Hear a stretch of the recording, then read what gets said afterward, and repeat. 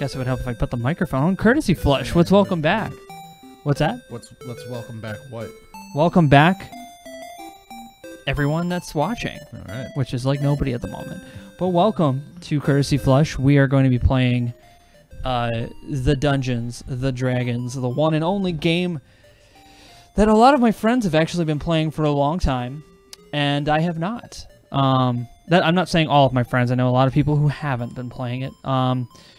So I've never played Dungeons and Dragons before. This is I think I had made an attempt a long time ago. So when Diablo 2 was released, it came with a D&D version of the game that you could play with your friends, and so I thought, when what was released? Diablo 2. Oh, Diablo 2. All right. Yeah, so it came with character sheets and a dungeon map and all kinds of cool stuff, and I had that, and so I tried to play with neighborhood friends, and we played out on a very windy day on the front porch, and so everything blew away and everyone hated me. The end. That's the end of that story. Anyway, I've never played it before, so this will be the first time I play it. And Michael, this is the first time you've DM'd, right? Yep. So give everyone an example of like what it is D&D in case they've never even heard of it before, because that is a very big possibility in this day and age. So Dan Harmon has a show where he plays D&D with a guest, and then they have animators animate like the show. And they'll cut back, but they usually have comedians on. And so what they describe is like D&D is a role-playing game, tabletop. I simulate the game in that I create all the characters of the interactions. I roll the dice to simulate the randomness of a computer would. Okay. Just moving my microphone. Sorry. No, it's fine. Just like if you had. Just like you had probability, you have chances of things that happen, and then based on those dice, I say things do or do not happen. But the player character is the unique wrench in this whole world. It separates a sad man just imagining a world, and is now two slightly less sad men creating a world together. And so... Okay. But yeah, so your input kind of shapes the story in the world that we talk about, because that is what the game is for. It's for you to play and for me to create. And I have fun telling the story, but it's your job to play the game and be the human element in what would already be what do they call the simulacrum or whatever of J.R.R. Tolkien, of his like mythology. Like that's what D&D could be. It could just be a bunch of books and rules and things establishing a universe, but because people play it, it's an ever-evolving, shifting world of things where, okay, maybe Vancian magic is how some people play, or maybe it's not in this world, and we don't care. Vancian magic, if you haven't heard the term, because I hadn't until I searched it up, Vancian magic means all magic spells have to be prepared. So you have to like meditate for 5 minutes, and it's like setting the string on a crossbow. So you have to put the initial effort in to pull that string back using whatever tools you have available to you, and then the bolt's in that crossbow, and you're ready to fire it at any point, but once you shoot it, that bolt's gone. And that's the idea of spells in Dungeons and Dragons canonically, is that everything has prep time. And a lot of times it's ignored because it's like, oh, you did a rest and you did everything that you'd normally do and you prepared all your spells and yada-da-da-da. But that's kind of boring when magic is supposed to be magical and you like, oh, somebody can summon fire from their fingertips. Yeah. That's cool. Let's just let people do that. So is what we're doing tonight like going to be that? Not particularly, because you're not a wizard. Okay. So so I picked the most. Oh, and you already typed it. You even like put like my name on it on a list. He made like this nice little sheet, which he didn't make. It's a template, but he filled it out, which was very kind of him. And it was basically a different class with a name on it, and human, Tetherian. My background that's is like the culture race of human. Nope. Neutral. Well, that's neutral for now because I just don't have anything. Because here's what I did. I was very interested in how characters were created, and it's very straightforward, like from a nerd perspective. You get a character sheet, you follow the rules, you fill it out, and there you go. Now you have a character sheet. So it says here, my features and traits, thieves can't convey. Oh, Thieves' Cant is the name of the symbolic language that thieves and rogues So I have, can convey. So I can, like, if I talk to another thief, I can talk to him in a language, and no one else would ever know. unless they knew Thieves' Cant. So Thieves' Cant's just a language. It's like, do you know like the hobo symbols? No, I don't know what that is. Hobo symbols were like for old drifters back in the day, out on the back of like so like on a fence post or on the back of a "You are now in Townsburg" thing. Yeah. They'd either etch in or graffiti in a hobo symbol, and it would mean a number of different things. So if you came to a fence post and there was this hobo symbol of just like a house with a heart on it, it would mean these people are nice. And so if you ask them, they might have you do a little bit of work, but they'll feed you and they'll let you sleep in the barn or whatever. Or you'd have one and it meant there's a dog and it's mean, so don't try it. Don't fuck with that dog. Or it's like this place, there's a safe and warm place, but don't like sneak in. Don't talk to the people, but if you can sneak in, you'll be fine. So there, I don't even know if that's a real thing, but I saw it on the online one time, and that's the closest facsimile I have. The Thieves' Cant. It's a bunch of symbols. You can talk it, and it's kind of like a British slang. You know how like the whole Cockney kind of thing. So that's there's a language component, but it's mostly symbolic, and it's also passed through drawing the symbols onto somewhere somebody can feel, usually the palm of their hand. So it's like they draw a symbol, and then you'd know and it's meant to be curt. It's not a language that you just have a conversation in, right? So that like if you shorthand, if you shook hands with somebody, you'd be like, listen, it's like you could say to somebody, it's like, I'm a con man, help me out with this mark, and then they'd sign back, it's like, okay, cool, but cut me in 30%, and then you'd know that with a handshake, kind of. That's really interesting. I didn't know that the thieves were really that insane. Anyway, there's like a ton of different languages. Yeah. So what do we do now? What's the first step? So now that I've established that I'm playing Dungeons and Dragons, I've got my paper, which has all of my traits and my skills that you have filled in here. Basically, you asked me. He didn't just assign it to me, and I was like, oh, cool, I got to do this. But so what I did was marker. I was interested in character creation, but I also know my friends, and I know how fucking lazy they are.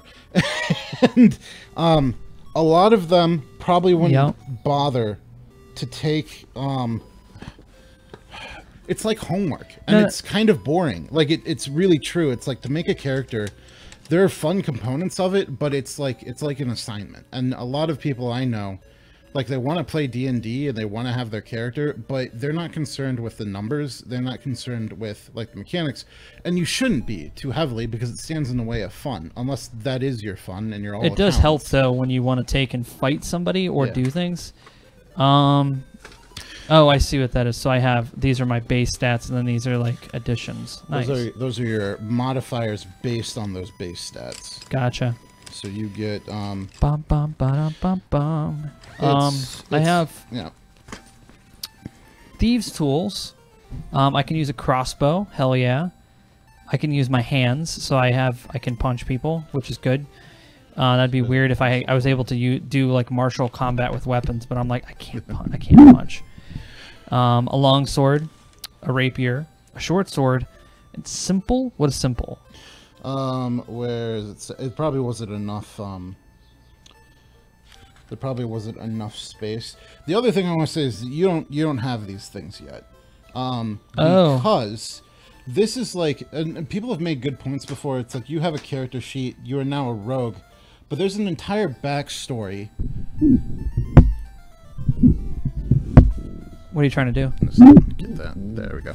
There's an entire backstory to a character that typically, or what has been done in the past, is you will conceive that, you will share it with your DM, and then the DM, having the backstory of their characters, can have an establishment scene where the people meet each other and now have a reason to do a quest together. But all those people had previous lives and histories before getting into the game. So, like, it's almost like, even though you're level 1, you had to learn something to get to where you are. You didn't just come out of the womb like a big fucking barbarian. You had to grow somewhere. Okay. And so what we're doing is we're establishing how you got to here. I got to here. And that's important, one, because it establishes your background, which is something that you would do alone sometimes, but the way we're going to do it is I got you the skeletons. We're going to figure out how you got there. How you got there is going to add meaning to everything that you have. So it's like right now it says that you have a dagger, a short sword, and a short bow. Like, if you just jump in, it's like, okay, what's the story with that dagger? It's like, wait a minute. What was the first weapon? A dagger. What? Nothing. It was just the way you said it. Go ahead. Continue. Dagger. You said dagger. Dagger. You did. You when you say, like, you get a dagger, a short sword, and a short bow, I'm like... Dagger. Dagger. All right. I'm Sorry. making a note. Dagger. D-Y-A-G-E-R. Dagger. Dagger. Okay. So, like... When you just, like, you're going in your dungeon with your other party members for the first time, and it's like, I'm going to stab him with my dagger. And it's like, okay, that dagger right now is one of the shitty daggers that the stainless steel. It's a stainless steel dagger. Made. Got it from China, and when I opened it, no, it's not China, but I got it from a very weird place that sells a lot of cheap junk. Flea market. Yeah, I got it from a flea market. Yeah. And The Mall Ninja. it was called the Emblazon of Knife. Actually, no, that's wrong. There's actually a weapon that's literally in real life called the Emblazon of Knife. The Emblazon of Knife. But it is an axe, a stainless steel axe. Oh, all right. It is garbage, but it is amazing. It's like if you got a legendary, but it's a trash item. Yeah. Like, that's what... That's so much. Those items are the best. Ask Malachi about it. He has it. All right. He's every time I go over his house, I mess with it. It's like bent. In like parts because it's stainless steel. The most durable steel ever made. So I got my weapons here. I've got But it's like, what I was saying is, like, if you were to jump into a campaign and you're like doing your thing and you stab a gremlin and you say, I'm gonna stab him with my dagger, and it's like, that dagger right now is one of the daggers the Dragonborn made of like the 1,000 that he made to get his blacksmithing up to 100. It's a boring piece of metal.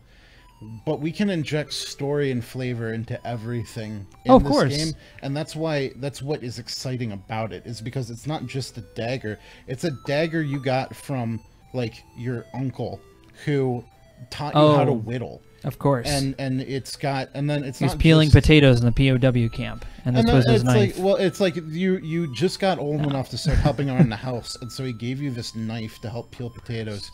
And so for like the rest of your childhood, when you're peeling things, you're helping peel things with that knife. And now, like, but then it's like you get out and maybe, like, it's your first encounter and all you have is that knife on you. And so now you have to use it for the first time. Well, I'm excited, man. So that's what I'm talking about. It's like, we're going, who the fuck is calling? Hold on. Give me a second. You're going to get a taste of me doing some car talk here. Oh, someone come to the car dealer? Maybe. Let's hear it. Oh, got one too. Hello? Hello? I didn't get a text. Hello? I think it was a butt dial. I think that's exactly what it was. Oh. Okay. So I'm excited. Let's do this. So we're at, and we didn't come up with a name yet. Yeah, what's your name? Oh, a name for my character? Yeah. We're just going to stick, and we're going to call him Crowwind. Crowwind, all right. Just to make it simple. It's a good fantasy name. Does Crowwind have a last name? No. Okay. No family name. I mean, okay. He does have a last name. All right. But he chooses not to use it. He prefers if other people don't use it. All right, but what is it? Does he have to have it? Like, I mean, it's gonna like, so the other characters. oh, so that way helps you write it. Don't have to know, but it's good for me to know. You know. Yeah. It's like I want to introduce you to a sister or something. I need to have that family name because it's like it's me, and then you're like, you know. Let's see, what was that other one? I had one in my head.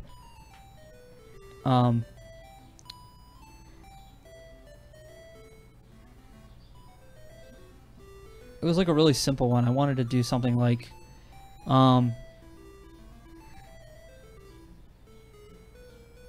Tree. Tree.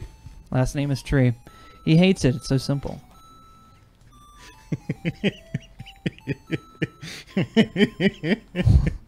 I can see why he doesn't want people to know it. But no, you have a family, so you have to have a family name. Yeah, But He everybody, does. everybody will call you Crow anyway. You're gonna find. I've been like on the way over here. I've been like trying to think of like what can I make my character do, and I told Mike I might be annoying about it, but he's cool with it. I'm not gonna be annoying. I'm not gonna be like, you know, did I do that? Like I'm not doing anything like that. It's more character driven stuff. Yeah. Well, that's if you're role playing, then you're doing it right. Like that's the thing of it. If you'll know you're pissing me off when I give you like. here's an example. Balrog appears before you, motherfucker. This is not Lord of the Rings. You're like a Balrog appears before you. I don't like player killing because I think it's too boring of a revenge or like a power trip. I do like it when I agree with you. I like in any game that it's not where the game over is because I died to an enemy. It was I was put into a situation where it's like we're gonna be playing Tex Murphy soon, and there are a lot of ways where you could just fail. Yeah. That are just spectacular. The favorite one is so far is us falling off Quake Tower, and they actually filmed the scene of him falling. How did that happen? Like you just tapped on the window too hard? And then... No. It was that was from the first game. That was normal. He actually bounced from the awning for like 30 minutes. Yeah, okay. But that was the joke. But in the actual game, when we looked up, you just walked over the edge, and then it shows this cutscene of him falling, and it's like, and then it's like you died. I'm like, holy shit. And I kind of like it when games do that. It's not like I slay you. So what do I do now? So we got a name. Okay, so Crowwind Tree, but we're gonna call him Crowwind. Tell me about this small town on the outskirts. So we didn't come up with a name. So it was on the outskirts. Yes. It was the east of what town? East of Helmshold. Helmshold. Okay, which Helmshold is just southeast of Neverwinter. So Helmshold. Where do I put that information? Or are you just writing it down? I'm writing it down. Oh. Yep. And then when we're done with this, I'll have the notes. And then, so what's also cool about this is that a background will give you traits and bonuses. So having a background, like, so do you see the filled in circles next to like the saving throws and the skills and things? That means you're proficient. You get a proficiency as part of your background, but you don't have a background right now, so you don't have one of those proficiencies. Okay. So like something like it might be something weird just that comes out of the role play. Like maybe you'll get a proficiency in animal handling. All right. I don't know. Okay. So Creek's End. Creek's End. Yes. Now here's the funny thing about Creek's End. You see, it's actually where the creek begins. But the guy who found it didn't realize that because he got lost. Yeah. But no, the creek actually begins there. It comes down from the mountains. Okay. Through the woods, down through Neverwinter Woods, and through the mountains, and down through... I don't know why, when it comes to maps and geography, it's almost like I have, like, a perfect memory of it. All right. I don't know, in real life. Oh, like, wow. I don't know why that is. Yeah. Until I look at Google Maps, and then I'm like, the fuck happened here? But, yeah, I just remember the map perfectly in my head. But, yeah, it came down from the Neverwinter Mountain. But then he didn't realize... Where the creek begins. It's not even like it doesn't even. It's like that's where the creek begins from the edge of the forest. Like if you keep going to the woods, you're like, but this doesn't. There's no end. Like who fucking came up with this name? So like that was a peasant name. Clear. Well, not a peasant. It was more like let's call it a noble who didn't understand what he was doing. Okay, so that's Creek's End. Okay, and what's the economy of Creek's End? Like what do they do there? Creek's End supplies water. To the garrisons outside of Helmshold. Right. So they're like, I'm just imagining there are Helmshold, and there's going to be different guard garrisons, and so they need yeah, fresh water. I need water, sure. Yeah. Okay. So their main export is water, So but they also have like cattle and stuff for. So they have some agriculture. They have a of little course. bit. They're not main suppliers, Yeah, but enough for them to live off of. yes, Agriculture for town. everybody knows the town cow. All right. Agriculture for town. But they supply water. Anything else? Is there like any kind of local haunts around there? Any kind of Yeah, there is you would call it a tavern, Tavern. which is where I'm heading to. That's where I'm gonna start, I think, if that's okay. Well, it's Where do you want to? Are you starting us? like I'm gonna like Okay. I still want to know a little bit about like Okay. I might take you through a role play as like when you're a kid or something like All that right. because I want to know more about. When you were a boy and Yeah. you had a sweet roll. Yeah, we'll do that. Okay. So you're born in Creek's End, where the Right. creek begins, off the edge of the forest, east of Helmshold. The main. I wasn't export born of- in Creek's End. Oh, you weren't born in Creek's End. Where were you born? I was coming. Oh, you were asking me where I was born? Not, Well, I was making up a town where we could start. I didn't know you were asking where I was born. Oh no. Well, okay. I'm trying to figure out like, yeah, where were you born? Oh no, I wasn't born in. You weren't born in Creek's End. No, Okay. What age are you when you are in Creek's End? Are you like I'm at my like late 20s. late 20s? Okay. So that's just how long have you been in Creek's End by the time we hit Creek's End? I've visited Creek's End many Visited times. there. Okay. Like All I right. know it very well because it's a good place to hide. Because who the fuck would look for anybody in Creek's End? Nobody. That's why I like going there. Okay. All right. All right. But I come from another small town, but it's just north of the Neverwinter Wood. It's no longer there though. North of Neverwinter, but has been wiped off map. Yes, it once belonged to a noble, but they lost money because the noble was an idiot. And you'll hear my character reference this town many times. What's the name of the town? Blackwood. Blackwood. Yeah. Because the wood in the trees around it were black until they weren't. Because of weather. Ah. The fucking noble did not know what the fuck he was doing and ran that town to the ground. So my character is quite cynical growing up in that town, which didn't have really much access to. It had a road that went through the woods to Helmshold and a road that followed along to Neverwinter to the west, which is where most of the people ended up packing up and leaving because the noble didn't know what the fuck he was doing. And also there really wasn't much there because the entire town was based on a mining venture that failed. Oh, okay. The noble was somebody who had a lot of money, was well known by the royalty, but he became impoverished and. What were your parents miners? My parents were actually, my father was actually the captain of the guard for this noble, but it wasn't really much of a position. Okay. So it wasn't like he had a title sounds impressive, but he really wasn't. It was just because he only had 4 guards for the town. 3 of which they could never find when they needed them. And the father had to stay there because of his title, and he wasn't really too happy about it. But it paid him better than what he was able to get anywhere else at the time. Could never find. And my character doesn't actually know who his mother is. Oh, all right. His guess is that his father said, like, she died a long time ago, but my character probably assumes she left because he was quite the bum. So she's probably still out there somewhere, but we don't know who she is or what her name is, or how you can figure that out is totally up to. Okay, so you're raised by your father. You're born in Blackwood. Yes. Where your father was captain of the guard. Okay, and so you weren't impoverished because captain of the guard, while a name and title only, still paid decent. He had food. Had food. Okay. That's the limit of how much money they had. They had food. The rest of the town's people were mostly hunters, which is why my character does have his short bow. He practiced, I'm gonna guess, with the local boys who. This is why my character has proficiencies in these weapons, is because he learned them all through roughhousing and being a delinquent. And what? We're about to maybe roleplay a little bit. So Go for it. Let's do it. I'm ready. All right. So set the scene. You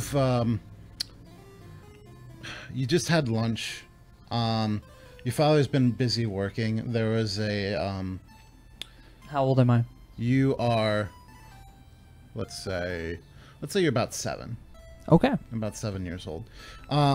Your father's been away for a while. You had to feed yourself lunch today because there's been not so much of an uprising but there's grumblings near the mines, and he has been called in to kind of quell things a little bit and just kind of talk people down and get people comfortable.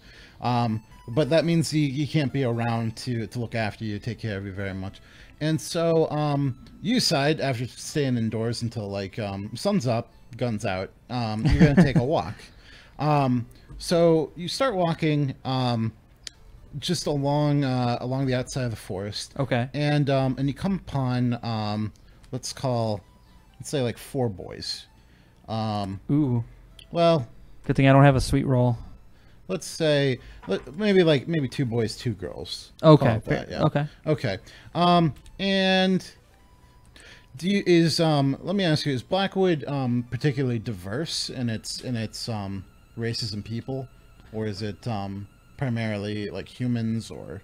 It's fairly diverse, Okay. mainly because everyone thought this mine was going to be a big thing at first. Okay. But then a lot of people saw, like, yeah, this is fucking stupid. And so, like, they all kind of left, but there were some people who stuck around, especially some of the lesser races, because there are some racist-ass people. Okay. But not in Blackwood, because Yeah. they have to get along. I'm sure somebody fucking says something. Everyone's got that. Everybody's got everything. Got a racist A uncle. little bit of, yeah. Okay, so you see a couple of kids around your age. Let's say some of them are a little bit older than you, but not very much. It's like you know they're older than you just because they're a little bit taller, but they're only maybe like 8 or 9. And then there's 1 or 2 where they're a little bit younger, maybe more like 6. Same reason, they're kind of short, but they're all kind of playing around, and you notice that they all have short bows that they kind of crudely put together, because their parents were hunters, Right. and they just watched them when they made their bows and strung things, and so they're imitating them, and so they have these primitive bows, but they're just playing around, and so you walk up to them. Well, you're walking around and you see them. Okay, so what do you do? Oh, so they're all like all of them have short bows, and I'm walking up to them. And what are they doing exactly? They're just playing. They're shooting like they're trying to shoot the trees. Maybe they have like an apple or something. Maybe a couple little objects that they climbed up and put in the tree, and so they're just trying to knock things down with their arrows. Okay. I go up and I just shyly sit behind them, and I'm like, "Hey, what are you guys doing? Can I play?" I'm 7. All right. Abjad, the older of the boys, he turns around and he kind of looks you up and down and he's like, "What the? Oh, you're the guards boy, right?" Yeah, it's my dad. Yeah. Oh, what's your name? Crowwind. Sorry, Crowwind. Crowwind. All right, Crowwind. So, you ever play with a bow before? No, my dad says I can't use bows because I'm supposed to be able to learn how to use like normal weapons like a real man. I mean, that's what he told me to say. I don't I don't know what I want to use a bow though. Well, we're not trying to hurt anybody. We're just playing around here. Oh, can I try? Yeah, sure. So he hands you over. He gives you a couple of arrows, and they're just like they're slightly bent because it's just like the first stick Crude, kind of yeah. find, and it's just like it's like child's short bow, but it gets the job done. Like it Right. will shoot an arrow or something like that. And so like they said, there's a tree, and it stands out a little bit away from the edge of the woods, and you see a girl. Her name's Golda. She's walking back from the tree with a smile on her face. She just kind of jumped down off of it. She was resetting all the targets, and you can see there's like an arrow sticking out of like a squash that hasn't been pulled out yet, but it's just sitting on top of there. And there's like a little like an old like stuffed piece of leather that might have been a doll at one point, but Oh. it's just nobody really like it. If it was a doll, it lost all threading and things, so it's just kind of up there because it's like, oh, what else are we going to use it for? And there's like an apple or so, and so there's just some of these targets in the tree, and so what I'd like you to do first is go ahead and roll to see. Let's roll strength. Well, you know what? Not even roll strength. What we're going to do is we're just going to have you roll a d20. We're not Okay. even going to add modifiers to it. We're just going to, because you're a kid, you're not Stats McGee over here. You just... Yeah, I'm okay. 7. Okay. I'm 7. You've got... all right. So go ahead and roll the d20. See how well you can pull the arrow back in the bow. Okay, rolling a d20, and I'm going to roll it onto this black piece of plastic that was... You know what? Before I could roll this, that's where this fucking lid went. Because when I was looking for the mouse lid at the office, I was like, wait, where is this? I've seen it before. And we've had it here the whole fucking time. And I didn't realize what this was until just now. Okay, anyway, rolling the dice. I'm not giving it back. I'm just fine. Yeah. A 4. 4. Okay. So... Of course. I mean, I'm 7. You trying to knock the arrow in the bow, but it keeps kind of just slipping out of your hands. Uh-huh. And it's okay. So Abjob helps you out a little bit. He kind of sets the arrow in the bow, and he's like, okay, That job's a G, man. you gotta hold it with your finger first before when you're setting the bow. So like just figure that out so you can hold both the bow and the arrow at the same time, and you get the end lined up on the string. So now you kind of got the arrow set in. You're still a little shaky, but Abjob helped you out. So now roll again to see how well you can pull that bow back, because you're All right. 7. You're a weak son of a bitch. All right, come on, 20. You've God strike. 17. 17. Whew. Surprisingly, whatever it's from. What is this, a 90s movie? All of a sudden, like, he shows me one move, and all of a sudden I'm like fucking... Well, you had trouble knocking the arrow, but you're surprisingly strong for your age. Whether it's from the playing that you do, maybe you climb a lot of trees. Yes. Is that the kind of a thing you do? A lot of climbing? Dude, character aside, I climb trees. Okay. Fucking, all of my characters will climb trees, even if my character is a centaur. Fucking loves the climb shit. So, just because Sorry, go ahead. you're used to climbing, so you got surprising upper body strength for your age, and I mean the bow is, it's not like an intensely double strung bow. It's a crappy child's made bow, but you get it pulled back pretty far. So now you're standing there. You got the arrow pulled back. Roll that d20 again, and let's see. What are you aiming for? What are you aiming for in the tree? Let's aim for... I'm going to try to be like the big kids, and I want to try to hit one of those apples. One of the apples. Okay. Because that would be so cool if I can hit the apples like they are. Because I know I can probably get close to the squash, but I want to be good. I got a 2. Okay. Because that's exactly the kind of thing a 7-year-old would do. Go for it. You were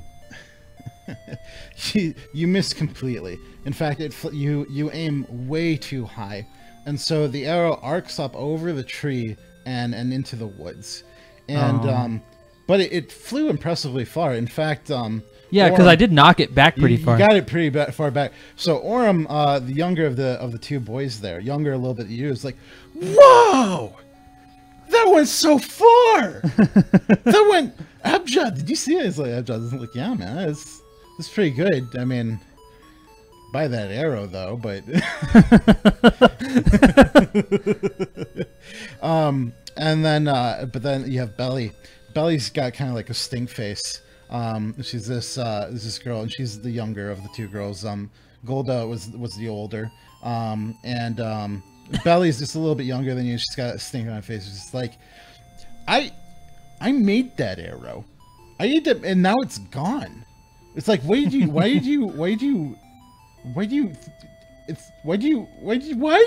that? That's our arrow. We only have a few of those, you know? I didn't know it was gonna do it. It just went and flew, and I was just pulling it back like I was told to do, because that job showed me how to pull the arrow back, and I don't know what it's doing. So I'm sorry, and I hope you're not too mad, but I can go get it for you if you want. I don't know where it went. Belly's like, yeah, okay, if you say you're gonna get it. And Gold is like, she smiles and she kind of gives you a pat on the shoulder. It's like, let's go look for it together. So you and Golda, you head out into the woods a little bit, just in the direction that your arrow flew. Mm-hmm. And you're kind of looking through, and again, because this is it was just kind of a basic arrow. You're looking around, and it's the assumption that it's sticking out of the ground somewhere. Why don't you go ahead and roll that d20 again and check to see how well you can spot it out. Okay, let's go. Whoa. Hold on, I gotta do it again because it rolled into the couch. I'll move my papers off. I don't need them right here. I'll just use this. 3. I can't find shit. Okay. All right. So. What'd you get? Well, you'll never know. Can't tell me? But can I not peer into the eyes of God? so you're looking around, but it was a particularly bright day. There weren't many clouds in the sky, and you were actually kind of staring into the sun a little bit when you're aiming the arrow. So you still kind of got eyes dilated. Eyes. So you're in the darkness of the woods, and you just can't even see that really well. Golda, on the other hand, it's like a hawk. She almost picks it out immediately, and she's like, "There it is!" And it's like you see it, and it's almost like 100 yards away, and you're like, Golda. It's like, yeah. But she's got sharp eyes. And she's like, okay, I'll race you. Go ahead and roll your 20. Okay, gonna go race Golda. Mm-hmm. All right, let's do it. I got 19. Golda or trips. 61. No, I'm kidding. What did you get? I got 19. I was like, 19. Or 61. Immediately after saying race you, you get a few steps in, and Golda immediately trips and falls flat on her face. And you and you might have like you hear it and you just hear kind of like do you look back? Are you still running? It's like, what's going on? I look back. You look back? Yeah, because that would startle me if someone like, oh shit, are you all right? She's already getting up. She got a little dirty, but she's already getting up, and she's like. So I do look back, but I'm still running. She's already a little bit too determined, but like you're running, and you beat her, but you get the feeling it was because she fell. Yeah. And so I don't feel like it's a proper win. And so you get to the arrow, and you dig it out, and you roll a d20. Okay, rolling a d20. This better be the fucking Excalibur of arrows, man. Let's see if I can pull this shit out. If I can knock it back, and it's like, I can't. I really fucking plunged that shit into the ground. I think that's that's a 9. It's a 9. Yeah. Okay. So while you're picking this while you're picking out this this arrow, yeah, you notice there's a root, and it's kind of weird because it's very white, and there's you don't get any kind of feeling if there's anything particular special about this root, except that it looks like somebody tried to cut away at it. like to maybe use it for something. So like the innards of a tree root, almost. Yeah, it's just kind of sitting there, and it's like the arrow only fell away from it like a little bit, and so Golda sees you looking at it, and she asks, like, "Wait, what are you looking at? What do you see?" Oh, you're asking me what I see? Yeah, what do you see, Crowan? What you found the arrow? Let's get back. It's like, is anything? There's this root. The tree. It's like cut like really weird. Do you not look at the white stuff? Do you see it? Oh, okay. Yeah, okay. No, I've seen my dad do something like this before. They'll half dig up a root and they'll hack away at it, and they use that root as a handle for like just about anything. Last time I saw him do it, he needed a new handle for like well, he's pretty hairy, so he needed a straight razor, and she like giggles a little bit. But yeah, he needed a new kind of supple wood handle for his thing. And it's like, but I mean, it's like, looks like somebody left before they could finish the job. But I bet you're pretty strong. Like, why don't you give it a pull? Okay, I'll give it a pull. Just don't tell my dad. I'm not supposed to mess with this stuff. He says alchemy is the work of evil. It's just a piece of wood, man. My dad says alchemy is the work of evil, and I shouldn't be playing in the grass like a girl. Okay. Your dad seems interesting. 4. I don't do very well, I don't think. So you pull at it and you feel it kind of loosen and slide a little bit, but you lose your grip and you fall on your ass. Yeah. Golda laughs a little bit at you and it's like, yeah. I think it almost came out. Why don't you try again? All right. Okay. This is really weird. 19. 19. Jesus, fuck. All right.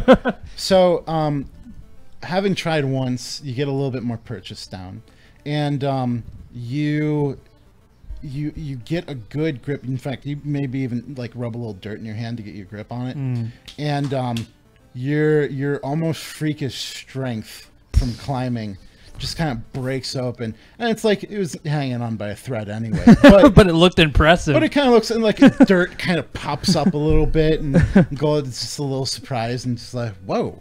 She doesn't say it, but it's like the look on her face is like, pfft. It's kind of cool looking. But now you have this the stark white root innard that apparently makes a pretty good handle. Oh. All right. So you take you guys take the arrow back, and you guys I think you play around with them a little bit more. You each take turns shooting the arrows, and you do a little bit better job at aiming this time. You try and keep it a little bit lower. And maybe not pull it so hard, because it was cool the first time, but it's kind of tough. I don't want to mess with Belly's arrows anymore. Okay. So and so you have a nice day, kind of playing with these people. Have you ever met these kids before? Yes. You recognize them? I recognize them, but I don't talk to them. You haven't talked to them. Okay. All right. So you've made friends with Abjob, Golda, and Orem and Belly. So these are some cool kids. Abjob's a little bit older, Orem's a little bit younger, Golda's a little bit older than you, Belly's a little bit younger. Belly's a little bit of a brat. Golda's pretty cool. Abjob is kind of like the big brother, and Orem's like starry-eyed little guy, can't keep him down. Yeah. So you made friends with these kids, and you go home, and you're a little dirty, but I mean, what kid isn't? And you get home, and your father's still not home, and sun's setting. You're pretty tired and you're pretty happy, but yeah, dad's still not home. He sometimes does this. Usually he works really late. Maybe that's what happened. Okay. I'm pretty hungry though. So you got supplies. Do you make yourself anything? I eat just like the stuff that I never really learned how to cook, so I'll just eat like the raw bread or like whatever, like the bread but with no like butter or anything fancy. I just whatever I have, like I could just grab out of the pantry or the pantry or anything. Yeah. Okay. Um, And I'm not very tall, so I can't reach anything of value. Okay. Like, he puts all the good stuff on the top shelf. The mead. the mead, the whiskey, I've always wanted to try the mead, the but brandy wine. he told me I'm not man enough for it yet. Oh, hey. What's I don't. No, it's just got a follow, Oh, and it hasn't popped up on the stream yet. all right. I think Streamlabs is a little bit slow. But that is from Dravox. No, here, read that. What's that say? Dravox. Dravoxus. Dravoxus. Thanks for the courtesy, Dravoxus. Dravoxus. Sounds very sinister. That's weird. Streamlabs hasn't popped up. It'll probably pop up eventually. I don't know why it's been really slow lately.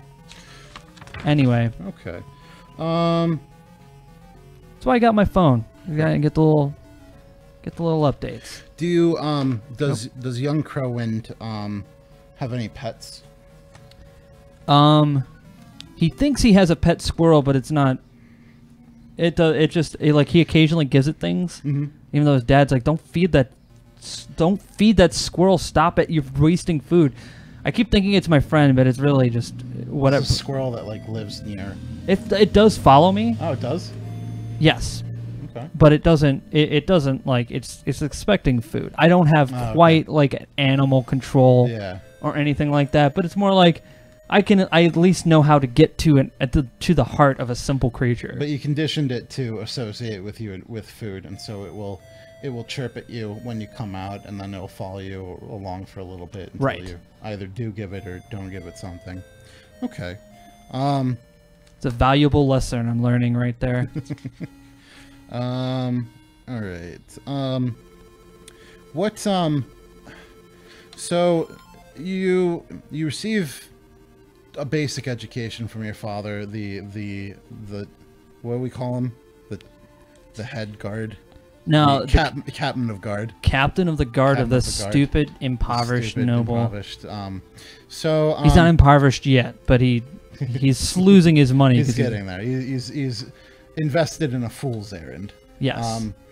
So your father gives you a basic education. He teaches you kind of what he knows. He knows a thing or two about basic sword fighting. He learned that when in the past things were a little bit more martial, and people needed to know how to protect themselves, and so he took it upon himself to kind of learn whatever he could when people came around. And so he is not a renowned swordsman by any means, but he knows his things. He knows his stuff enough to be basic and competent with a weapon, and he takes it upon himself to teach you that. He also tries to teach you what he knows about reading and writing and maths and things. Just a basic education that a father could give. What's your basic attitude towards these lessons? Like, how do you feel about sword fighting? I don't like it because my dad is very aggressive about how he teaches, because it's about life and death. He's like, don't get yourself fooled. If you are going to get into a battle, they're not going to give you any mercy. He's like, you can either fight, or you could run away and run away and live another day. Don't be ashamed to run away. Okay. Kind of situation. He's very like realistic.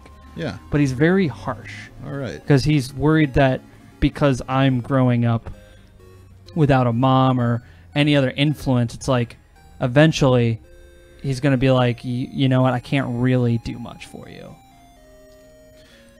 Like it's not that he doesn't want to take care of me. It's just that he knows what the world is. Yes. He's lived it, and so he's very concerned, and but it sounds like he's a decent teacher, but he's very strict about it. So you don't particularly enjoy the sword fighting lessons, but you do learn a lot. And eventually, once you get further enough along in your education, you've been working with you started with some basic dowel rods, or Okay. like some sticks that you found in the wood, and he taught you the movements and slowly built up and Yeah, most footing well, not is even, so important in combat, man. not even slowly built up. Like he showed you the movements once, and then he just started saying the numbers and just went to hit you. And he always hit with the numbers of the movements, but he expected you to know what the guard was with one lesson. And so you start getting whacked around immediately. Can I roll to sense motive on that, Dad? He seems suspicious. He's just so you know, it's not really more suspicion as I'm pretty sure his dad realized how fucking stupid the noble he's working for is. So he's like, I don't have money. My kid doesn't have really much of a chance in this town, and he's gonna have to learn how to fend for himself. That's the kind of thing he's going through right now. His dad's not really smart enough to have much of a motive. I mean, he is captain of a guard of a very impoverished noble. Okay, so he would just immediately start. He showed you the movements, he showed you the guards, and then he started shouting the movements or the numbers for the attacks, so you could match the guard. But before you kind of get a hang on it, he just really whacks you. Like a couple times in the face, a couple times in the arm, and you're almost crying. But you see a look on your father's face, like you haven't seen it, like ever. Like this is the first time, and it won't be the last time, and you will see it many a time again while this training continues. But his face is almost stone. He has no remorse. It's just almost like this is what happens, and he doesn't let you run. And you get up and you start guarding hits. And maybe you miss one here and there, but you're getting better at taking them too. And that's kind of like your first lesson. It's like he will show you how to do something properly once. He expects you to pay attention to get it down, and then he will drill it into you until he knows for sure. Hey, I have to give you props on that description. That is almost exactly how I think, in my mind, exactly how he would train it. So that's very good. Giving you props on that, man. That was nice. You're really good. This is first time DMing. This is really good. I am enjoying this. I'm glad you're having fun. This is cool. All right. So this becomes kind of a ritual. Now he can't do it every night because that's overtraining, and a lot of times he's working late anyway. But this becomes fairly regular, to the point where he expects you to practice on your own every night, at least footwork and movement, to kind of develop your blade skills. And he will spar with you at least once a week. It will never go longer than a week without a good sparring match. And as you get older, you start developing a little bit more. I'd say around the age of 15. You started with the sticks, the dowel rods, and then you moved up to actual wooden swords, so that you could develop a little bit more of the weight and the feeling of a sword. And eventually you had some metal facsimiles that were unsharpened. Excuse me. Today's kind of a special day. It's nobody's birthday. It might be some sort of. Do you know if there's like any deities in your household? My father always kept this effigy of some sort of thing, but I've asked him about it, and he doesn't really know much about it. He just sort of has it. Okay. So it's just this thing he found, and he just keeps it in his house, and he's like, it brings him good luck. All right. But you're gonna have to find me a picture of that at some point, but I'm gonna write that down. Yeah, and it's like he brings him good luck, but then when he tells me that, I'm like, I don't see how you fucking have good luck. Look where we're at.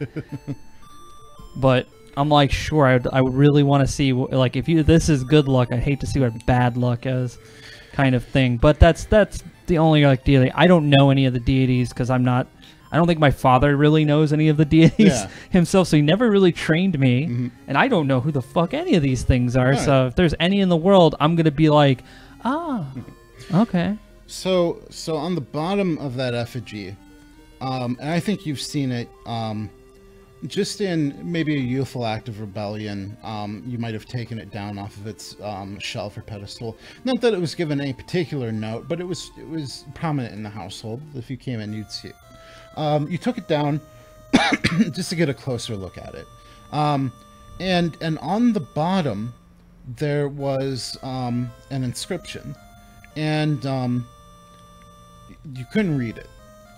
Whatever it was symbols unfamiliar to you, and you didn't have kind of like any kind of clue, but you did know that there was something about this effigy, this statue that had some knowledge to it. There was something about it. There was something written on it. There was information about it, and so you put it back. And like that day that you did mess with it, your father came home, and he kind of went about his duties. He said hello to you. He cleaned things up, and he looks up, just glances, and for a minute he holds his gaze on the statue where it is, and then he just looks away, and he goes back to what he was doing. But today is today's kind of weird. You don't know what it is about it, but your father has taken you out, and he doesn't have the sparring equipment with him. He just has just this big piece of not even that big. This piece of leather. It's folded over, and he has his back to you, and he's just kind of been waiting. He told you, it's like, hey, come out, and like, get ready, and come out. And it's twilight, which is strange because you'd always try and spar a little bit before twilight. You try and capture the light. Yeah. But this is weird. It's like you wouldn't spar this late in the day, so you're almost kind of wondering what's up. And so you come out, and your father turns towards you, and he says, "Son,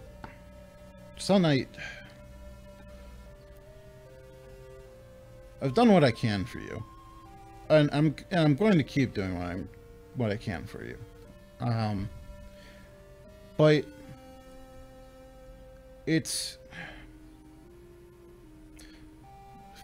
here," and he shoves this folded piece of leather into your arms, and walks back into the house without another word, and he just kind of leaves you there. What do you do? I look down at the piece of leather, kind of confused, and then back at the place where my father just walked in. Normally, he's not this sentimental. He's normally barking things at me. So this was a really odd, and it makes me feel very uneasy. Well, it's heavy. It's obviously heavier than just a piece of folded leather. Well, my curiosity can't be contained for this long, so I'm going to, of course, open this to see what this is. You open it up, and it's actually a sheathed short sword. And there's nothing particularly interesting about it. There's nothing incredible. Right. It's not special. It's not imbued with any magic. In fact, a little irritatingly, the crest of Blackwood is pressed into the hilt. But it no. it's a basic short sword, and it's freshly sharpened.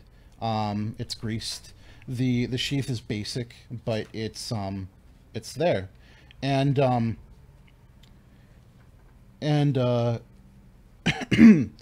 as you're looking at this blade, you turn around and you see your father, and he's just kind of leaning against the doorway, just kind of looking at you over his shoulder, and then he barks, "Don't hurt anyone. That's to protect yourself. It's to defend yourself." The music just stopped, like, all dramatically. Go ahead, keep going. I'm gonna put on another soundtrack. But that's not a tool to threaten people. It's not a license to be an asshole. That is equipment, and you use that to keep yourself safe. And I hope you don't have to use it, but you're going to need it. So keep that with you. So now you have this short sword. Oh, wow. and he doesn't expect you to wear it around everywhere, but this is now your short sword given to you by your father. It was it's not anything incredible. In fact, the metal might even be a little bit inferior because it was mined from Blackwood. But it does the job. Yeah, yeah. And fucking Blackwood. you take it out of its sheath and go ahead and roll that d20. Oh, gonna take it out of the sheath and roll d20. I don't like where this is going. Oh, come on, Dad. Give me something decent. That's 19. That's 19. Jesus. I got 19 like so many times now. You run through kind of like your basic routine. And surprisingly, the sword is lighter than the hardwood and the heavy metal facsimiles that you've been using in your sparrings, and you're quick and you're nimble, and you actually surprise yourself a little bit. It's almost like your feet follow the sword as you go through the motions, and you just feel you don't know what, but it's almost like you feel ready, like you feel like this is like despite all of the harsh training, despite anything, it's like you feel accomplished with this sword. You feel like this is something that you can use handedly, and you how do you feel about this? How do you feel about, like, in the twilight, running through these motions, doing it, like, just acing it, just going through the motions and feeling so good about it? What do you think about in this moment? Oh, I'm thinking, like, this is amazing. I've never really had a chance to be this cool. I don't know immediately my thoughts go back to my dad, and I'm like, why is he giving me all of this? What is this all about? He's never been this sentimental. And I always just assumed that if he was going to give me something, it was just going to be another beating. I don't know what to make of this. I feel like, did something happen and my dad change? Like, what was it about him that, like, this isn't the man that I grew up with, and now I'm worried a little bit. Like, I'm ready. I feel good about my abilities, but now I feel a little bit worried that something else is happening. All right. Well, you go back in and you put your short sword just with your equipment. You have like a trunk or a bag or something, and you just place it gingerly on top of it. And you have dinner with your father. Not one of the few nights, but not particularly of it's nice because it's like you guys he pretty much, and it's not exactly nice. He bitches about everything that's going on. Of course he is. That's where you get the news about how everything's going to shit. But at least you have company, and he's a half decent cook. Yeah. So. All right. No, go ahead. Sorry. Okay. No, yeah, you're good. I was gonna say, with my dad talking about nobles and how stupid and irritating they are, the one thing that I really like is that they're very eloquent with their words. Where my father was very sharp with the sword, most of the time the nobles would be able to fire back with wit that I wish that I had. And so I would often imitate them where no one else could hear me. Because I think it's fun, but I've been doing it since I was little. It's like a little thing about me. I gotta get with you about what I have to be writing, because I feel like I'm not writing anything. No, you're good. You're good. Okay. I'm just making notes on things because it's like you already have this character in your head. Yeah. So what I'm trying to do is getting a feel for your character so that I can build these backstories and kind of like complete your level 1 character. Sweet. All right. Then you'll have the character sheet as a mechanic, and you'll have some meaning to these things. And so even if we never talk about your short sword again, when you use it, you'll think back to here, and it'll mean something a little bit more than just fucking. Of course. Yeah.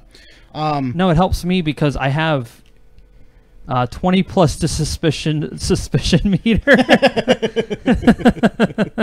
Yep, I am a little suspicious of Dad. He's not normally this. First of all, he's having dinner with me and he's talking.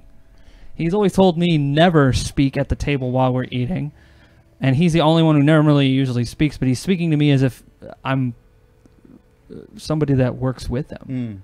You know, it's sort of like it's almost like he kind of sees me as not an equal, but just like older. And it's nice. I don't feel like a little kid anymore, and that's all I've ever kind of wanted, because all everyone ever does is treat me like a little kid. Yeah. Okay. So he's just treating you a little bit, but you're not. You get the feeling that you're just not a kid in your father's eyes anymore.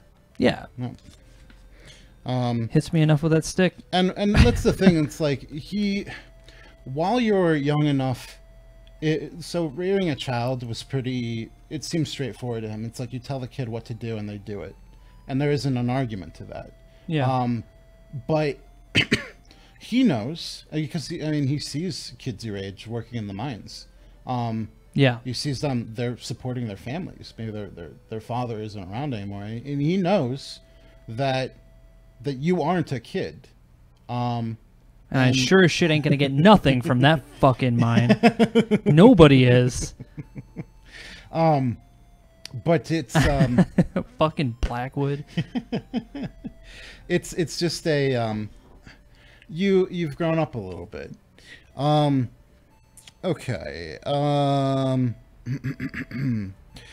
So what I'm gonna say is from age 7 to 15, and we're just jumping a lot here, but Go ahead. during those years, you hung out with Abjab, Golda, Orm, Belly, and you kind of become pretty regular friends with them. Yeah. Street friends. They teach you a little bit about what they do. They teach you how to make a short bow. Yes. You guys, that becomes kind of a normal thing. Like maybe once a month, you guys all get together and it's like, okay, let's do it. And so you have like a little bit, you like have half the day to make a short bow and some arrows, and then you all compare, and then you have like an archery contest. And so you get pretty adept. And so now that's just been kind of incorporated into your repertoire. You know how to make short bows. And you can make them pretty decent. I mean, it's not like you can go to a market with a fistful of them and make any money off of it, because you're not. What are they? No, I make them for myself because I've only learned how to do it from a bunch of hunters' kids. Yeah. And my dad always told me that you should be playing with those dirty kids because they're just going to teach you how to be completely useless. Yeah, but Dad wasn't around, so you get to do what you wanted to do. Yeah, exactly. And playing is fun. He always talks shit about everybody. These fucking hunters. Like they're so good with their bows. But during this time, Golda, I wouldn't say that there's like kind of a mutual attraction there, but there absolutely is a lot of mutual respect. Yeah. Golda's fairly nimble. You might even think that she has maybe a little bit of elf blood in her family line. I was beginning to think that, actually. Like a little bit way back, but she's nowhere near half elf. Like, there's a little bit of point to her ears, maybe a little bit of spark in her eyes. She's like, my dad was 10% Cherokee. Like that kind of. She's not going to be that annoying, but you know what I mean. But it's almost like you wouldn't be surprised, like if she traced back her genealogy. But, she through the course of your play, when she wants to jab at somebody, but she doesn't want to say something out loud, but she just kind of wants to share a joke with you, she kind of hits you in the back of the shoulder, and you feel her finger make like a sign, and then like the first time it happens, you kind of look at her, and she's just pretending like nothing really not even pretending. She looks like nothing even happened. She's just going off, but wow. You get the feeling like it was after Abjob said, it's after Belly says something snooty to Orem, and so she just kind of smacks you back a little bit, and you feel something. You feel her like kind of write something, but then you look back to her, and it's like she didn't do anything at all. And so you just run off and you keep doing what you're doing. And that becomes a semi-regular occurrence. Little touchy-feely there. Goldie, fucking chill out with that shit. Well, I mean, you're all like... Yeah, I know. You're all friends. So you're all getting... What? It's like, you get the feeling that... You're making me feel weird. Let me look this up. Yeah, do your thing. Yeah, I'm not familiar with Thieves' Cant, so I can't even like. I just want fucking symbols so I can pick something out. Thieves' Cant for. You sure it was symbols? I'm thinking it's symbols, but then again, You could just. Thieves' Cant might have been like a real thing, and then it got adapted into D&D. Oh, is that what? Oh, yeah. Yeah. I wouldn't be surprised. Hand signals are pretty. I mean, we use sign language for communicating to those who can't hear, so it makes sense for thieves to have their own kind of language. Oh, here we go. Okay. Oh, you got a whole list there. Okay, I can't see Yeah. what you're looking at, but I'm sure it's very interesting. It's actually. Oh, now my computer's dying. You know what? I'm gonna make it up because that's what everybody does. Basically, over the course of when she regularly does this, you feel kind of like you pick out the movement, and it's a triangle with a dot in the middle of it. And so one day, again, so you're walking along and you're just walking out to, I don't know, like the creek's end so you can go swimming. Not the creek's end, that's something else. It's Not Creek's. Blackwood. Yeah, no, I'm not going to Creek's End, You're the not going to town. Creek's End, that's a ways away. You're going to you're going to a lake that's not too far away and it's not very big, but it's big enough to swim in. Everyone calls it a lake, but it's really not a lake. It's just a really big, giant puddle of water. That's Belly's words. She's like, I've been to a lake. My dad's taken me to lakes, and this isn't a real lake. And Belly's like, but you know what? I'm glad we're going because the fuck, Orma, or what the hell is his name? I scribbled it and I can't even read my note. We're gonna call him Omar. Omar, you really need a bath. You smell like you just smell. It was Orem. Orm's the younger. Yeah. Yeah. Oh, Orem. Okay. Yeah. Orem. The little one. Of course, the little one's going to smell. He's just a little bit. Like he's maybe like 2 years younger than you. And at this time, you're all around like. But I'm always like, yeah, he's the youngest. I have to take pride in that because I feel like the middle child in this group. And before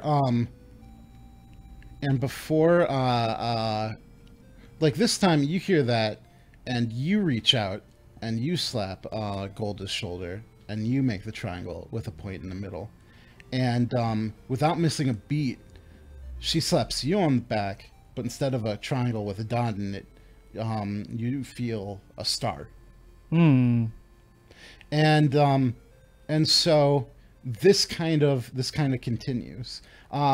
Whenever and Golda just kind of changes it up a little bit, but she's slowly teaching you Thieves' Cant through picking up things on conversations, and it's more like it's not so much a language as it is almost like a feeling of what the atmosphere is. So it's like if there's something about apprehension in the air, she'll give you a sign, and then you just wait to mimic it back at a certain point, and through this you pick up a little bit of Thieves' Cant.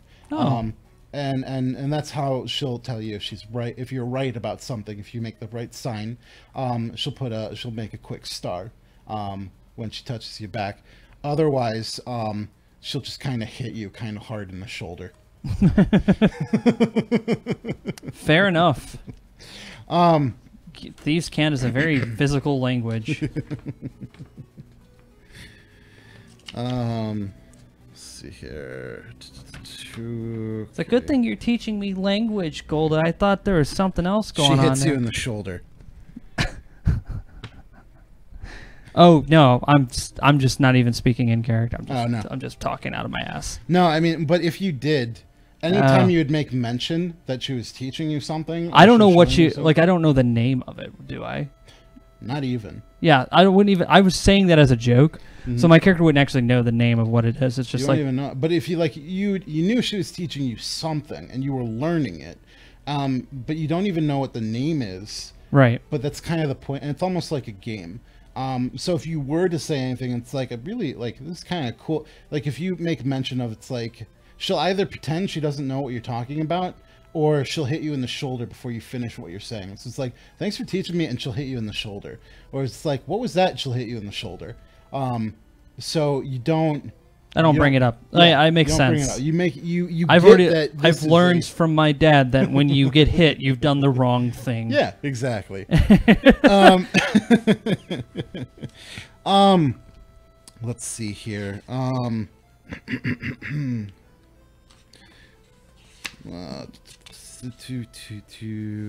through the whole list here, huh? I'm just trying to figure out if I'm missing anything. So in the course of playing with your friends, learning some sword skills, learn how to make and shoot a bow, what other hobbies does Crowwind have? Oh, hobbies that he likes to have? What does he fill his time with? The nights where his father isn't there and he's got a candle.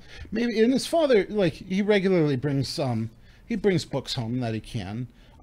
You're not ignorant of language. And maybe you pay about as much attention as any adolescent would. But, I mean, if you got nothing else to do, you might read and maybe learn something.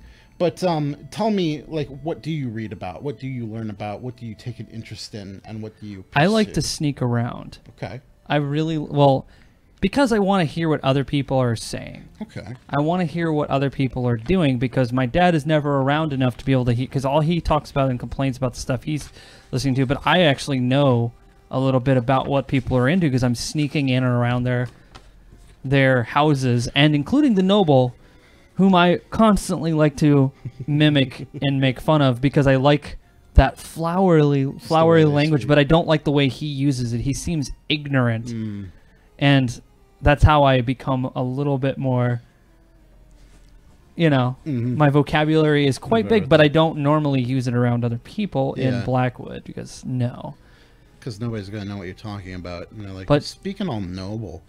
But I sneak around a lot. Matter of fact, all of my friends constantly like, why do you keep sneaking up on us? And I'm like, because it's fun, and you guys are never looking when it happens. Yeah, popping out of bushes and trees and scaring Belly, it just becomes like just your one of the favorite greetings for the group. It's just like just one time she fell down, and it was like the happiest you felt that week. Yes. Like, all right, so fucking stone cold stunner her right out of the bushes. That's what the real me would do. I was not a very nice kid. When did you start sneaking around? Like, at what age did you, like, what kind of incepted that? It incepted it when my dad wasn't coming back and he was constantly out late, and so I bored and I had nothing to do, and he wasn't gonna put me to bed. Like, he wasn't gonna tell me to go to bed, so I was like, I'll sneak around town. All right. And I've been doing that ever since. So I get the feeling that, like, after a couple of nights of just being alone, you got sick of eating bread and drinking water out of the rain barrel, and so you figured, all right, where the fuck are you, Dad? You don't even talk to me about this shit. So you just you followed him, and like, kind of surprisingly, even at a young age, you didn't pick up on it, which is strange because it's like, if a kid is sneaking around, maybe it's because you were small and you could hide in the grass a little bit more effectively. But I know that shadows were great places to hide, even in the day. Because people sometimes aren't even looking at the shaded areas. They're still like, oh, it's bright outside. So, and you almost, like, it's kind of weird because it's like, you know, your dad, and he's pretty proficient in a couple of different areas, but he's just like, he's dumb easy to follow. Yeah, like, he's just like, he's even his footsteps are loud. I doubt that, and in my head I'm like, even if he does see me, I doubt he'll get mad, but I doubt he really cares that I'm following him. So this just becomes a regular until, like, you find out what he's doing and where he's going, and you track him a couple of days, but you find out the truth is just boring. Like, he's just working. He yells at some people. He goes around looking for the rest of his guards. He has to meet with a noble. He meets with, like, the miners. He constantly has to sit there and listen to the noble talk about how great this mine is going to be. This is the greatest mine of all time. This is the mine that is going to set all other mines to the dumpster. And I'll tell you why this is the greatest mine. I don't know, why is it the greatest mine, sir? Can I get a little bit of Like, give me some of that large vocabulary, flowery, ignorant language that, yeah. Oh, you want me some of that? Yeah. Can I tell you why that I think this mine is going to be the greatest mine of all time? Why, sir? Because this mine, above all other mines, is the mine that will be above all things that are mines. Don't you dig down for a mine? No, and that is why you are the captain of the guard, and I am the leader of this little squalor town. But do not be ahead of yourself there. It will soon be quite the town, I assure you of that. Yes, sir. Yes, sir, indeed. Tell me, what is it that you do? You know what, I don't really care anymore. Go outside and do guard things, whatever. I can't even think of a word that would even describe what you do around here. Now go before I fire you. Well, I do have a few busy schedules. I'm sure you have quite the busy schedule guarding our very prosperous and fortunate mine here in Blackwood. Yes, hopefully those bandits won't show up again. Please leave my chambers. Okay.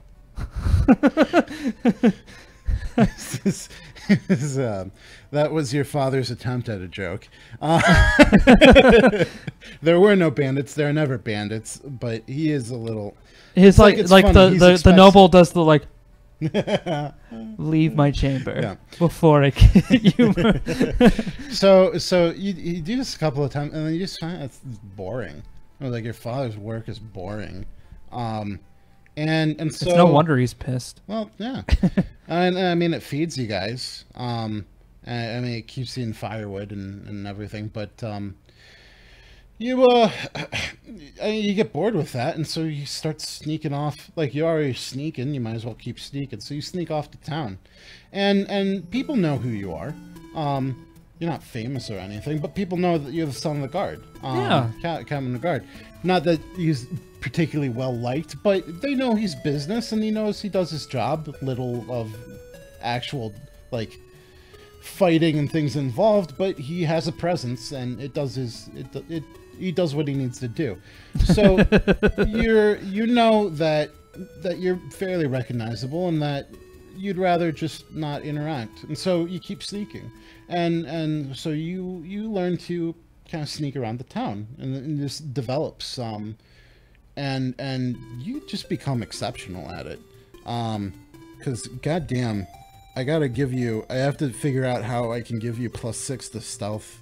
Like, I am pretty sneaky. Like, you are goddamn, I think you're like double proficient in stealth or something, or maybe it's because your dexterity is so high, but you are like fucking. Well, I would play this game. Sneaky man. No, this is what I'd play when my friends were out having to do their hunts with their family, with their fathers, and I was left alone in the village when my dad was doing his boring ass work. There would be other villagers who were walking around, and I'd like to play this game where it might be broad daylight out, but I'd sit in the shadiest area, leaned as far back against the wall as I possibly can, and I would sit as still as possible, and I'd keep practicing that every single time that I had nothing else to do, and people would just walk past me and not even realize it. Sometimes they'd stand feet away from me and have full-on conversations, and I would just sit right there. And I'd also like to occasionally like to sneak up on animals. Because I wasn't allowed to be a hunter. It wasn't a man's job, according to my stupid fucking dad. Not stupid fucking dad, but just like a dad who doesn't understand how important hunting actually is. Well, I don't think, like... That's why I have no survival points. I wouldn't consider your father thinking that it's like, it's not necessarily man's work, but I think he does consider it kind of menial. Yeah. Just because it's like... It's below your station. It is basic. It is menial. It is like, you leave that to the people who have nothing else to do. The courtesy flush. The people who, like, the Duty people... Booty 3000. Good name, man. Like, we are men of not significant knowledge, and we're not nobles, but right. we know a little bit more than your average bear, and so if we didn't, we would be farmers, or we'd be gatherers, or we'd be hunters. We do something basic, but we are not. We have some intelligence in us, and so sometimes I feel like my dad is lucky he got the job. That's just me, though. I mean, it's not like my father is like that. It's just my angsty teenage years where I'm just like, Dad, you're so mean. Ugh. Kind of thing. Yeah, I am very proficient in stealth. All right, so there you go. I had to So sneak. you I just- I you've been snuck. sneaking since a kid, and so you just got really good at I being snuck up on sneaky. everything. It wasn't just people, animals, you name it. Animals. One time, and I tell my friends this all the time. One time, I swear, I snuck up on a bear once, and I was really, really scared me. But I snuck up behind it, and it never knew I was there. And they were like, "You're a liar! You're a liar! Nobody could sneak like hunters. They don't go near bears. Bears can smell you. They can smell you from a long way. And they can smell you." And all of a sudden, I'm like, "No, I really did." But in all honesty, I actually just snuck up behind somebody's camp stash, and I didn't realize it. They just covered it with bear fur. And so to my kid mind, I've been thinking I snuck up behind a bear. I'm amazing, and that gave me more confidence to do more To get a stealth. little bit more brush.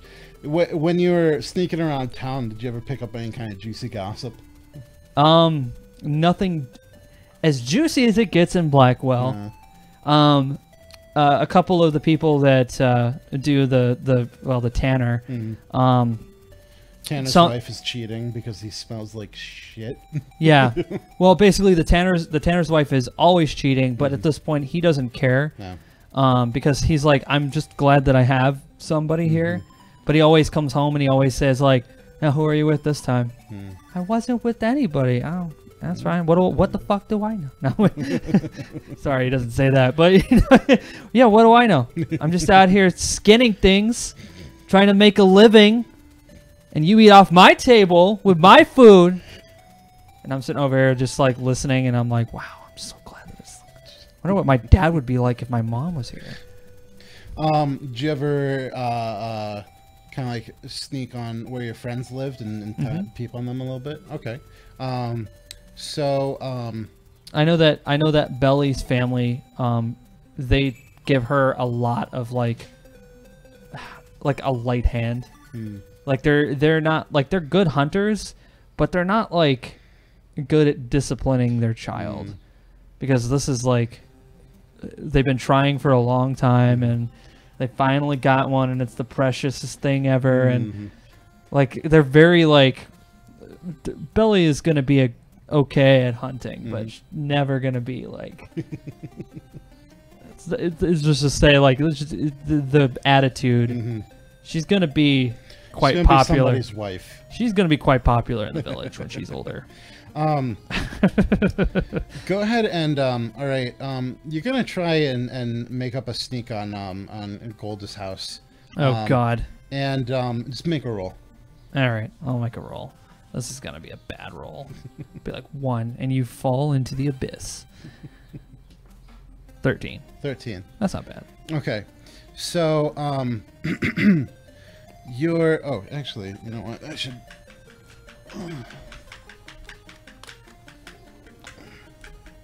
Do you need power? No. I just need a shield so you can't see what I do. Oh, so I can't look over. You just go by the honor system, and I'll just like stare directly ahead at the camera. Okay. So I am actually very tired. I've been up since 2:30 a.m. you've been sneaking around. And you you notice that kind of like there are just some like leathers just kind of laying around, and and there's like a tub, and it's like half filled, and the water's steaming up a little bit, and like you're just kind of peering through the window, and you're looking around. You don't see anybody. There's nobody there. And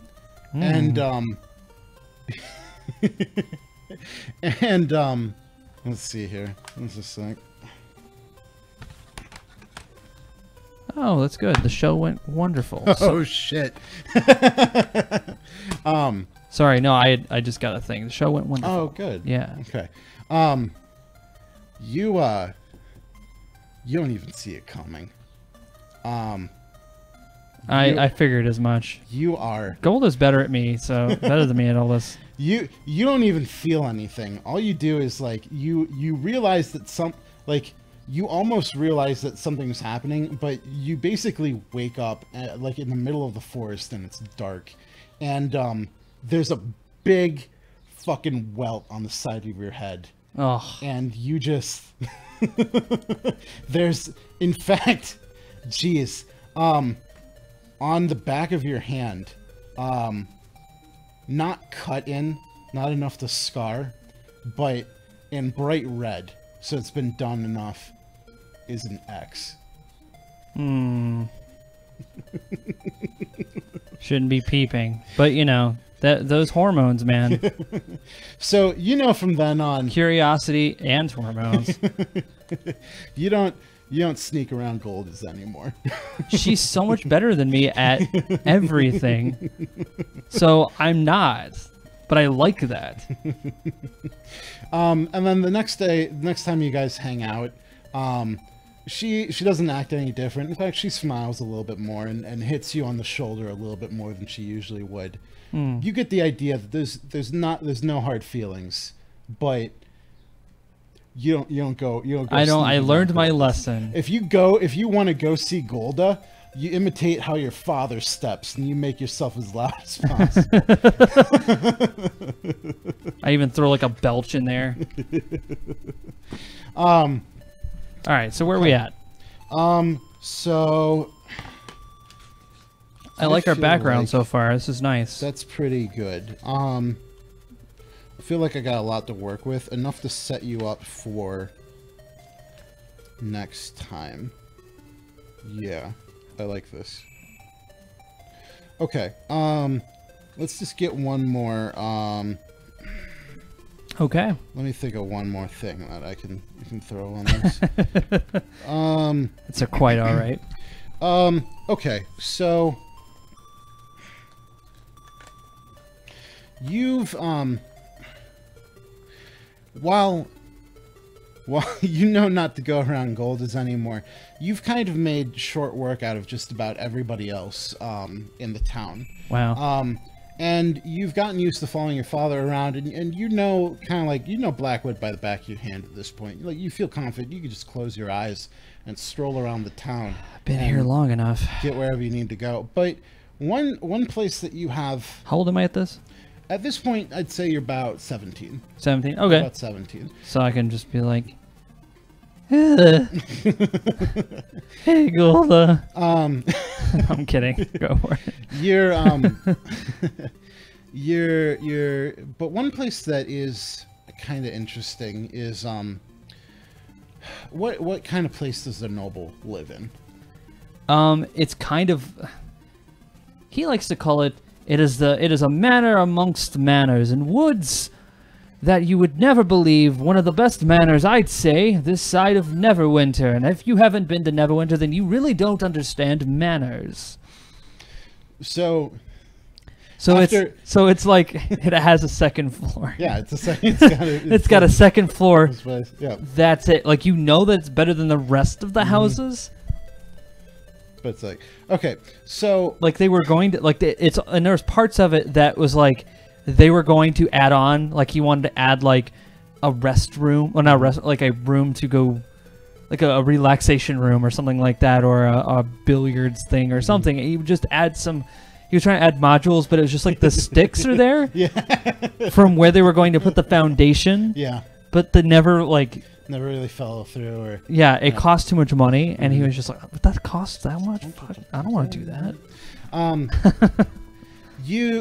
It becomes after getting pretty accustomed to the town and everything, you've stuck out around the mayor's place enough to get a general idea of his patterns, but you take it upon yourself to you decide that you're going to make this place kind of your playhouse. This is where you challenge yourself, because he's an idiot.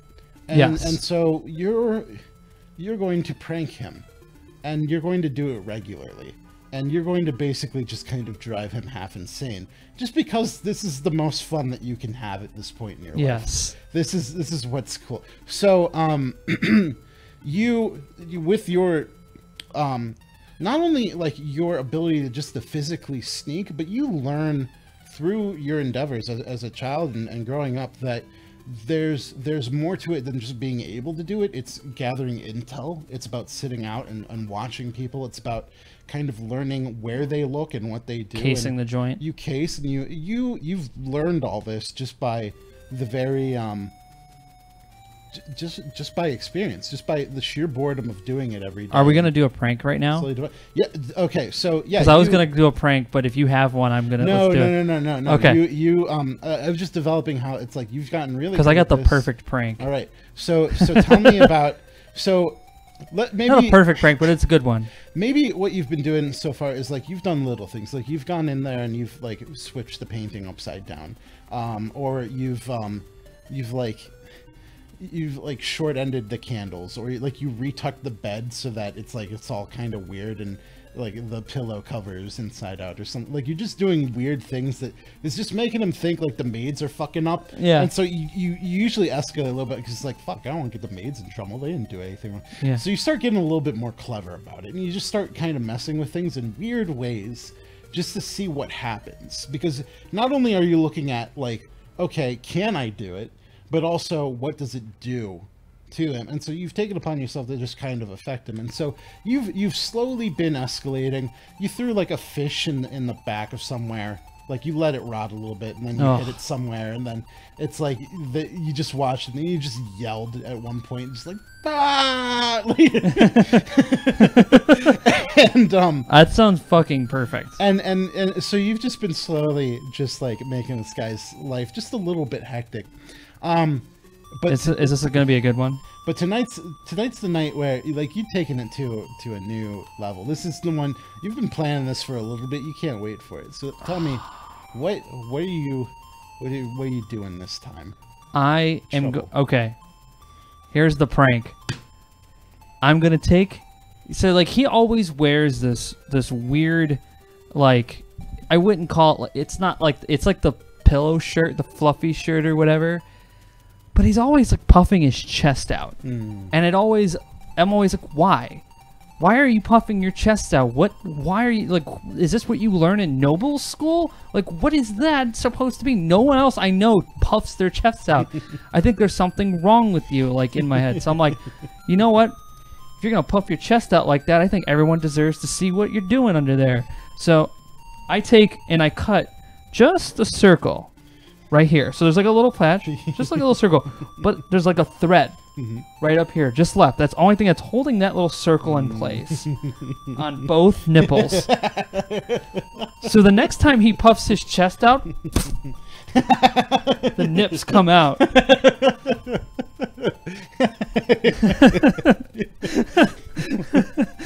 And it's funny because it's like things have been declining for some time now. Yes, Blackwood is failing. Blackwood's in a bad place. He's been more haggard recently. He's in a worse mood. Not to mention that like just weird things keep happening in his house, and he doesn't know where it's coming from. He has no idea. Like he's questioning the maids. He even like fired one, but she was ready to go anyway, and so he got a new maid. But these weird things keep happening, and he has no clue anymore. He has no idea what it could be. He thinks that like there's like a ghost or something.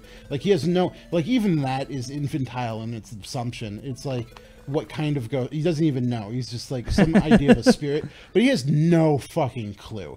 And, Sweet. I can't wait. And at this point, it's like you after you've done this, you've been following him around. Because you want to see it when it happens. You don't just want to know it. You don't want to hear about it later. You want to see this. I want to see my master at work.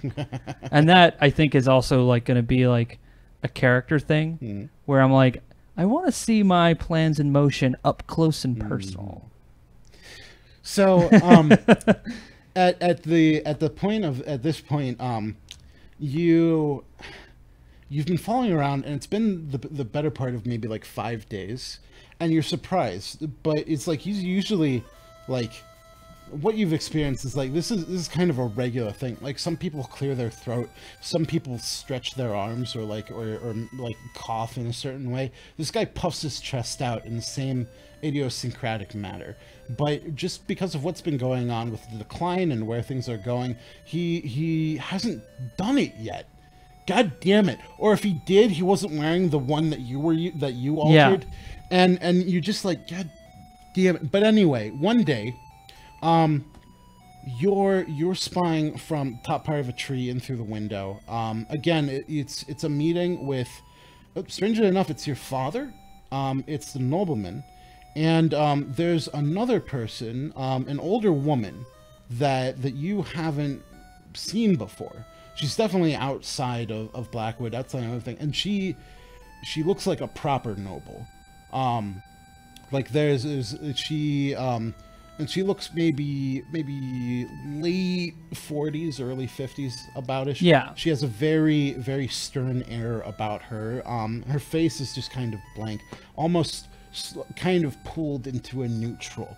And she has her dress is like a purple, like very flattering. That's a very nice color to have. And she has a very very rich color. Not particularly ornate, but a very handsome necklace with like muted jewels. Of course. With like one kind of large. She's traveling. She doesn't want to be too showy. No, but she's very obviously well-to-do, and you get the feeling immediately that this is just she is no nonsense, and you're actually kind of surprised, and in fact your father, how would you describe your father's general hygiene? Father's general hygiene is like on certain days where he has to go talk to the nobles, sometimes he'll kind of like put an extra effort into wash. Mm-hmm. But on this particular day that he knows that she's coming to town, he went through like an entire scrub down. Yeah, you're surprised because he's the cleanest maybe that you've ever seen him. His hair is combed backwards. So he's playing the game. He actually looks kind of handsome.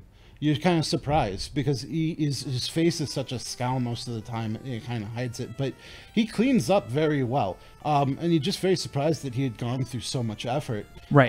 The nobleman himself, even though he took it upon himself to clean him up, you can get a very faint sour whiff of fish because of what you hid in his shoebox. So he just couldn't get out of his shoes. But he left them to air out, and he did the best he can. But it's still just, it's there, and you think that everybody else does too, but nobody says anything because it's just so slight, but it's still there. That's a tough smell to get rid of. And they're discussing finance, and the nobleman is speaking. It was almost kind of heatedly to this older noble woman. It was like, Your Ladyship, if I may be perfectly candid, Blackwood has had its fair strings of trouble, and I don't say this easily because I've been its #1 cheerleader for so long, and I truly believe in this mine. I have been with it since the very first day, and I have personally overseen every part of the operation. And you see your father, and he just rolls his eyes a little bit, but the noblewoman doesn't notice. And he's like, we're close. We're close to hitting a main vein. I feel it. I feel it inside of me. I just know that we are. It must be only a few weeks away. And if we could, I humbly request your assistance in these financial matters. And the noble woman, yes, looks at this at the nobleman, and she's like, what's the name of the nobleman? Oh, the nobleman? Do we say what his name is? Richard. Richard. So Richard,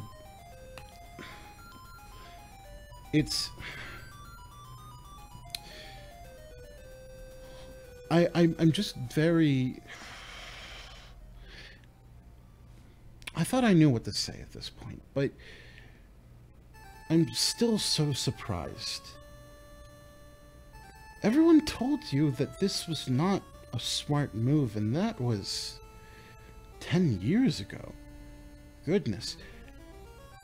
And in that time, you've turned up nothing but subpar iron and small snippets of copper and the occasional semblance of mineral, but there's nothing here. There's nothing that you can find here. It's been surveyed over and over again, and we have... There's just nothing to say that anything is here, and I can't take your feeling alone. I need something else. And he looks defeated, and before the noblewoman is about to leave, he it almost like you see something kind of, just not even looking at his face, but you see something inside of him, almost like a little tremor, and he builds himself up, and he's about to say something, something important, and he puffs his chest out. And he's wearing the shirt. And the cloth pops off, and you almost hear that. You hear the rips, and it's like, and his nipples are pointing out into the open air, and he almost as if like whatever was inside him just is wiped clearly off the slate. His face goes white, and the noblewoman stares at him for maybe 5 seconds, and then just turns and leaves. Oh, that's the most hardcore shit. That is awesome. And you look at your father, and you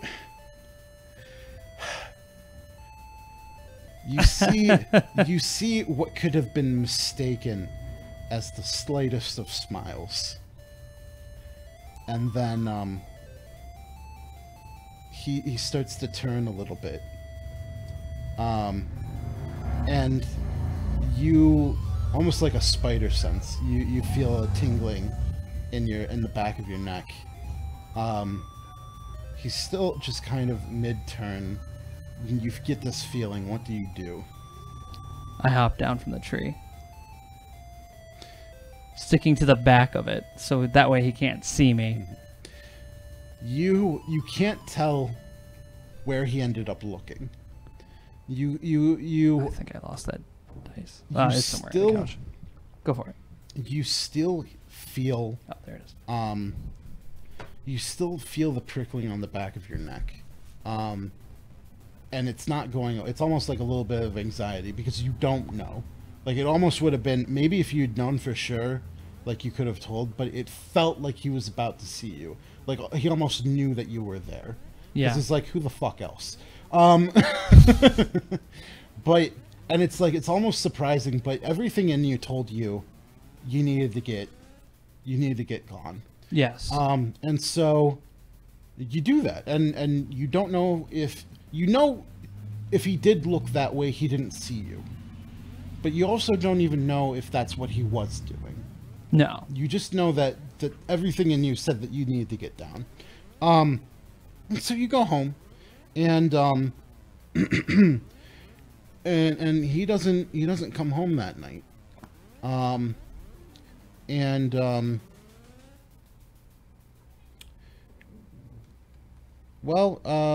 Let's leave it at that. He hasn't come home that night. That night. All right. Wow. That was a lot of fun. That was my first ever D&D session, and that was your first ever... You've played D&D, but first ever DM. First DM, yeah. How do you like it? So I kind of like it the way I did it, but I know I'm half doing it wrong, just from like a textbook standpoint. I'm enjoying myself. And that's the only thing that's important.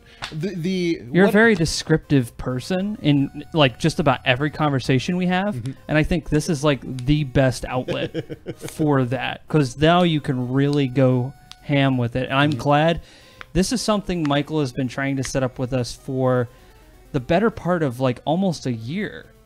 And I'm glad that I was the first one to get it started. I cannot wait to get Nick in here. Eventually, we'll try to convince Jameer to see if he will jump in on this. I know we can get Kevin and Emily on board, maybe Pio. But I would like to get more people involved. I think that would be a lot of fun. I think you have what it takes. Coming from a first timer, I've heard D&D sessions. I've never played them. Well, it's like, what? I had a lot of fun playing all those characters. I can't wait to play my adult character because I've been practicing it in the car, and I was like, I'm ready for this. This is going to be good. But I'm glad we went through the childhood thing because that gives me a lot more to go off of. Yeah. So yeah, it was a lot of fun. It was like, I feel like it's perfect for like where we are and what we're developing because when we do play, it's, from what I understand, it's like the player character plays their character, and then it's the DM's job to like play everything else, and then, but I felt like I guided just about every event, and I gave you the choices that I could give you, and I kind of let that go away, and I took a lot of like what you said, but I also feel like I'd set up a situation and there really wasn't much of a different way to go about it. Okay. It felt fairly linear, and it's if you did it right. If you did it right the first time, you wouldn't learn anything. Yeah, but I think we'll develop to the point where the more preparation I have and the more world that I have to work with, the more decisions I can let you make and dictate where you go and what you do. And then it becomes you playing and me reacting instead of me laying everything out and saying, hey, roll this die and tell me what you feel and things like that. Because that's what, ultimately, that's where I want to go. I want to be the reactor in situations. I want to set up, and I want every decision to be made by a dice roll, instead of me being like, okay, this is what's going to happen. I want everything to be variable, and I want it dictated by your actions. But that comes with time, and it comes with preparation, none of which I put into it. This is fun, man. Yeah. I'm glad you had fun. I had fun. Yeah, I'm glad we did it.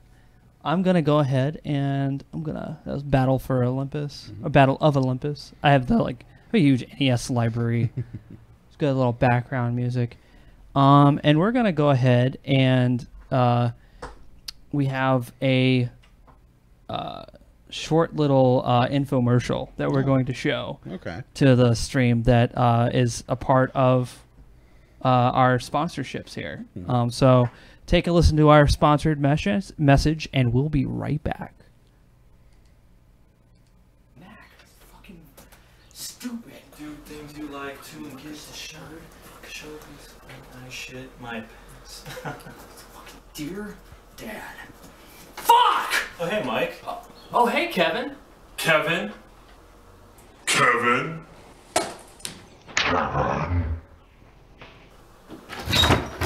What's going on, Kevin? Mike? Crash? Kevin? Mike? Crash? Kevin? Mike? Crash?